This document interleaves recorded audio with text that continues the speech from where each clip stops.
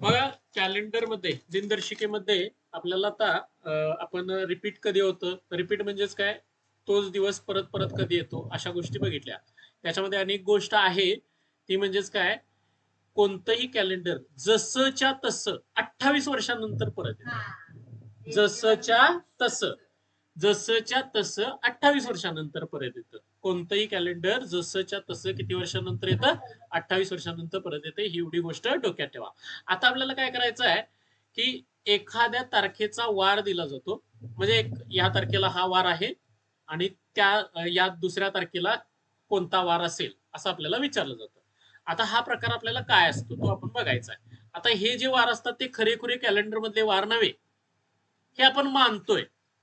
आपण खरेखुरे कॅलेंडर मधले वार कसे काढायचे ते बघितलेलं आहे. तिथं तारीख दिली तरी आपल्याला काय होतं, तो वार काढता येतो. इथं आता खरेखुरे वार नाही आपल्याला मिळणार.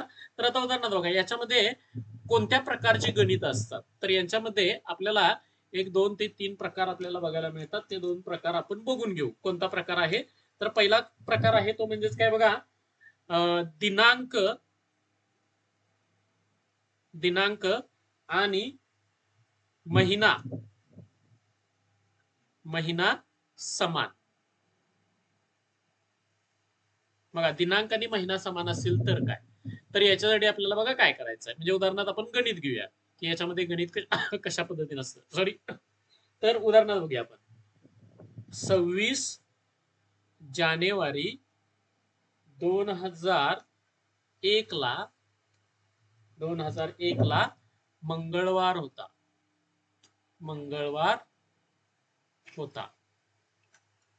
तर 26 जानेवारी 2009 ला कोणता वार असेल, कोणता वार असेल. बघा याच्यामध्ये हे वार वगैरे जे असतात ना, ते आपले मांडलेले वार असतात. आता इथं तुम्ही जर बघितलं तर इथे एक गोष्ट क्लिअर होत्या. काय गोष्ट क्लिअर होत्या, तर लक्षात ठेवायचं, 26 जानेवारी 2001 चा वार तुम्हाला दिलाय. कोणता वार आहे रे, मंगळवार.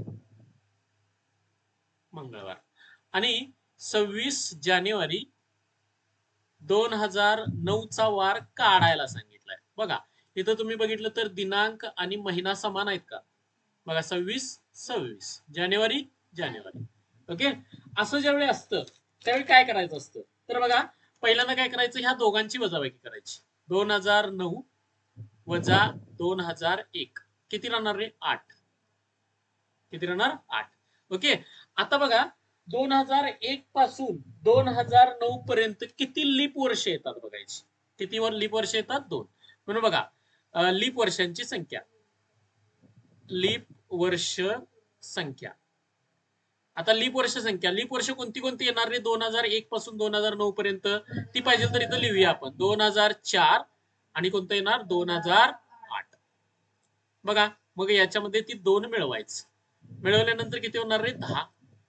आता 10 ला ना 7 न भागायचं. किती न भागायचं, 7. 7 एके 7. ओके, राहिली बाकी किती राहिली रे, बाकी राहिली 3. आणि हे 3 दिवस ना तुम्ही ह्या मंगळवारच्या पुढे मोजायचे. मंगळवारच्या पुढे 3 दिवस मोजायचे. 3 दिवस म्हणजे कोणते येणार रे, मंगळवार नंतर बुधवार, बुधवार, गुरुवार आणि शुक्रवार. म्हणजेच वार कोणता असणार आहे सांगा, शुक्रवार आपल्याला बघायला मिळेल. बघा साधी गोष्ट आहे, कशा पद्धतीने येते. मग आता कोणतं पण असं दिलं जाईल तुम्हाला. म्हणजे उदाहरणार्थ आपण म्हणूया 1 मार्च 2007 ला रविवार होता. रविवार. मग मी आता सगळं लिहित बसत नाही, रविवार. तर 1 मार्च 2025 ला कोणता वार, थोडक्यात लिहिलं. ठीक आहे, काय काय करणार रे, बघा तारीख आणि महिना समान आहे, म्हणजे दिनांक आणि महिना समान आहे. डायरेक्ट आपण काय करायचं रे, 2025 वजा 2007 किती मिळणार, 2025 वजा 2007 किती राहणार, हे 5 आणि ते 7 म्हणजे 18 राहिले. हा, त्यानंतर 7 पासून 25 पर्यंत लीप वर्ष किती, लीप वर्षे कुठलं कुठलं येणार? 8 एक येणार, त्यानंतर 12 एक येणार, त्यानंतर किती येणार? 16 येणार, पुढं 20 येणार आणि 24 येणार. किती? 1 2 3 4 5 5 लीप वर्ष होणार आहेत. किती? बघा 7 नंतर 8, 8 नंतर 12, 12 नंतर किती? 16, 16 नंतर किती येणार? 20, 20 नंतर 24. किती झाली? 5 लीप वर्ष. ही 5 याच्यात मिळवा. म्हणजे 18 आणि 5 किती झालं? 23. ह्या 23 ला 7 न बघा. 7 त्रिक 21. म्हणजे बाकी किती राहिली? बाकी राहिली 2. आणि हे 2 दिवस याच्या पुढे मोजा. 2 दिवस म्हणजेच काय येणार? सोमवार आणि मंगळवार. सोमवार आणि मंगळवार. हे डोक्यात आलं का? बघा याच्यामध्ये आता दुसरा एक प्रकार होतो, तो म्हणजेच काय की लीप वर्ष जे असतं, म्हणजेच लीप वर्ष आपल्याला किती आहेत या पद्धतीचा एक बघायला मिळाला. आता यामध्ये समजूया की लीप वर्षाचा जर विचार कुठं होतोय किंवा कशा पद्धतीनं होतोय, तर त्यासाठी आपण एक थोडासा वेगळा विचार आता घेऊया. इथं एक वेगळं गणित आपल्याला बघायला मिळेल. बघा 20 जानेवारी 2012 ला रविवार, 2012 ला रविवार, तर 20 जानेवारी 2014 ला किंवा 2024 ला घेऊया आपण. 2024 ला कोणता वार? ठीक आहे. तर आता काय होणार बघा रे, इथं नो डाऊट आपल्याला काय मिळेल बघा, 2024 वजा 2012 करायला पाहिजे का? तारीख आणि महिना समान आहे ना, नंतर वजा बाकी किती येणार रे? 12 आली.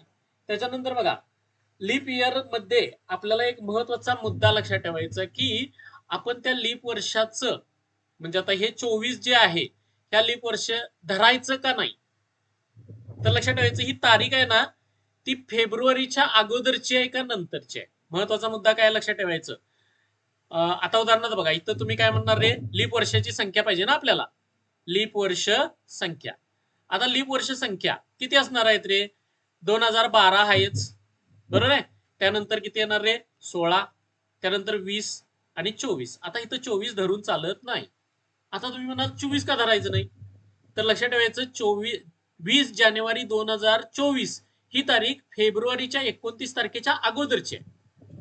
लक्षात ठेवायचं अगोदरची तारीख असेल तर ते लीप वर्ष धरायचं नाही. आता बघा तुम्ही म्हणाल मग 20 जानेवारी 2012 का धरलं? कारण लक्षात ठेवायचं 12 पासून तुम्ही पुढे 24 कडे निघालाय, त्यावेळी मला सांगा 29 तारीख मोजली जाणार का नाही? जाणार. लक्षात ठेवायचं फेब्रुवारीची 29 तारीख इथं मोजली जाणार. कुठल्या महिन्यातली? कुठल्या वर्षातली? 2012 या वर्षातली. बघा 2012 वर्षातील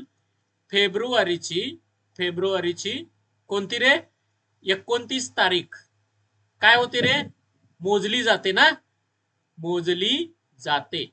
परंतु 2024 ची फेब्रुवारीची तारीख मोजली जाते का? बघा 2024 च्या फेब्रुवारीची तारीख, फेब्रुवारीची 29 तारीख मोजली जाते का? सांगा रे, मोजली जाते का? तर नाही. का? त्याच्या अगोदरचाच दिवस आहे ना 20 जानेवारी. त्यामुळे बघा 24 आपण धरायचं नाही, 12 मात्र धरायचं. म्हणजे बघा 12, 16 आणि 20 किती लीप वर्ष होणार? 3. त्यामुळे बघा इथं किती होणार? 15 भागिले किती करणार? 7. 7 दुनी 14. बाकी किती राहिली? बाकी राहिली 1.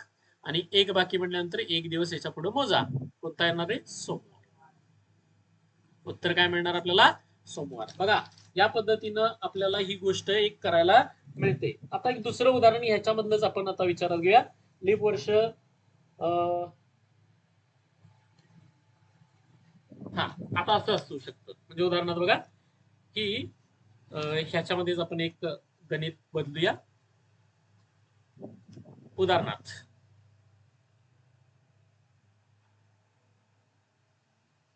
25 जून 2012 किती झालं?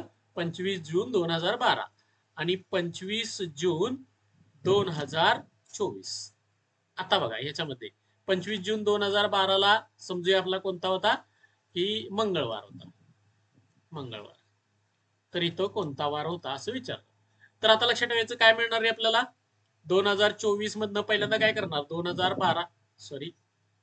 2012 वजा केलं किती राहणार रे? 12. आता बघा लीप वर्षाची संख्या, लीप वर्ष संख्या. हा, आता 2012 हे पण लीप वर्ष आहे. 16, 20 आणि 24. आता मी ह्याच्यात 12 धरणार नाही का? 25 जून ही तारीख कधीची आली? 29 तारखेच्या नंतरची आली या. लक्षात ठेवा, त्याच्या पुढची तारीख आहे. हा, आता हे मात्र 24 का धरलं रे? तर 2024 ची 29 फेब्रुवारी पकडली जाईल का नाही? जाणार, लक्षात ठेवायचं. म्हणून बघा 24 धरलं. मगाच्या गणितामध्ये 24 घेतलं नाही का? कारण 24 ची 29 तारीख येतच नव्हती. मात्र 12 ची 29 तारीख येत होती. लक्षात ठेवा, हे एक महत्वाचा मुद्दा राहतो. म्हणजे इथं संख्या किती येणार? 3. आणि मग परत काय होणार? 15 भागिले किती? 7. हा, भागिले 7, सॉरी, भागिले 7. 7 दुनी 14. बाकी किती? 1. आणि 1 म्हटल्यानंतर याच्या पुढे 1 दिवस. 1 दिवस म्हटल्यानंतर कोणता वार? बुधवार. डोक्यात आलं हे गोष्टी? बघा, हे समजलं का? फक्त आपण एकच गोष्ट शिकलोय. कोणती गोष्ट शिकलोय? दिनांक आणि महिना समान असताना. दिनांक आणि महिना समान असेल तर कसं? कारण त्याच्यामध्ये जर लीप वर्षाचा प्रॉब्लेम आला तर कसा सोडवायचा? तर लीप वर्षाचा प्रॉब्लेम आला तर 29 फेब्रुवारी तारीख धरली जाते का नाही धरली जात, त्याच्यावरून काय ठरवायचं? ते लीप वर्ष पकडायचं का नाही. ज्याचं धरणार ते पकडायचं. ज्याची 29 तारीख आपण त्याच्यात येते ते पकडायचं. ज्याची 29 तारीख येत नाही त्याला सोडून द्यायचं. लक्षात आलं का?